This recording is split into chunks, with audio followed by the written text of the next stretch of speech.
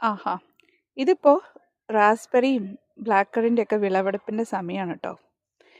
Actually ഇത്രയും വർഷത്തിനിടയിൽ ഇത്രയും ഉണ്ടായത് ഈ വർഷമാണ്. അപ്പോൾ ചിലപ്പോൾ എൻ്റെ പ്രിയ ഭർത്താവ് പറയുന്ന പോലെ ചൂട് കൂടുതലായതുകൊണ്ടാണോ അയർലൻഡിൽ ഇത്രയും വിളവെടുപ്പ് ഉണ്ടാവുമെന്ന് അറിയില്ല.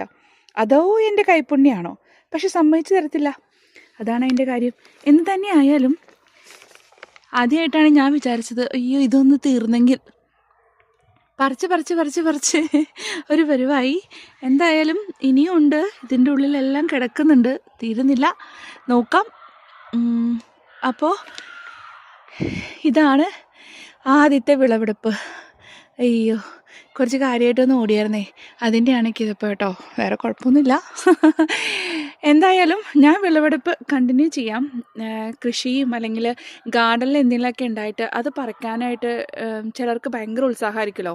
അതുകൊണ്ടാണ് ഞാൻ ഓടിപ്പോയി ക്യാമറ എടുത്തിട്ട് വന്നത്, ക്യാപ്ചർ ചെയ്യാമെന്ന് വിചാരിച്ചത്.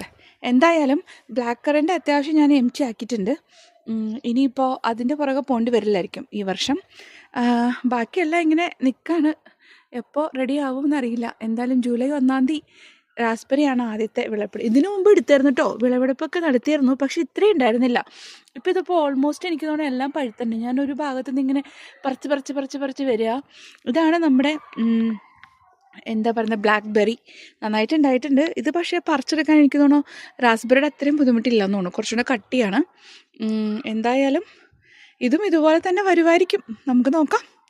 മോളിൽ നിൽക്കുന്ന കായ്ഫലം കണ്ടിട്ട് കൊതിച്ചിട്ട് ഒരു കാര്യമില്ല കേട്ടോ. ഇത് നമ്മുടെ ക്രാബ് ആപ്പിൾ എന്ന് പറയുക. ഇതിൻ്റെ പൂക്കൾക്കാണ് ഭംഗി. അത് കാരണം വെച്ചതാണ്. പക്ഷെ ഇത് നമുക്ക് കുക്ക് ചെയ്യാന്നൊക്കെ പറയണു. പക്ഷെ നിങ്ങൾ കണ്ടല്ലോ അതിൻ്റെ ഒരു വലിപ്പം. ഇതിങ്ങനെ നിന്ന് പറിച്ചെടുക്കാമെന്ന് വെച്ച് കഴിഞ്ഞാൽ നടക്കണ കാര്യം വല്ലതാണോ?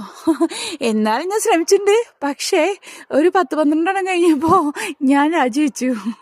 അപ്പോൾ പിന്നെ ഞാൻ വിചാരിച്ചു അതിൻ്റെ പൂക്കളും അതിൻ്റെ ഭംഗിയൊക്കെ ആസ്വദിച്ച് തൽക്കാലം സംതൃപ്തിപ്പെടാമെന്ന്. അപ്പോൾ ഇതാണ് വിളവെടുപ്പ് ഇപ്പോൾ നടന്നുകൊണ്ടിരിക്കണേ.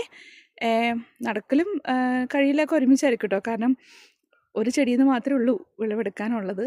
അത് തന്നെ പറിച്ചിട്ട് തീരുന്നില്ല. അതായത് ഞാൻ അത്രയും പ്രതീക്ഷിച്ചില്ല. അതാണ് അതിൻ്റെ ഒരു കാര്യം. പിന്നെ ഒരുമിച്ചെല്ലാം പഴുക്കുകയും ചെയ്തതെന്ന് തോന്നുന്നു. കുറച്ചൊക്കെ ഞാൻ അവിടെ ഇവിടെയും നമ്മൾ കിളികളൊക്കെ വന്നിരിക്കുമല്ലോ, അപ്പോൾ അവർക്ക് വേണ്ടി വെച്ചിട്ടുണ്ട്.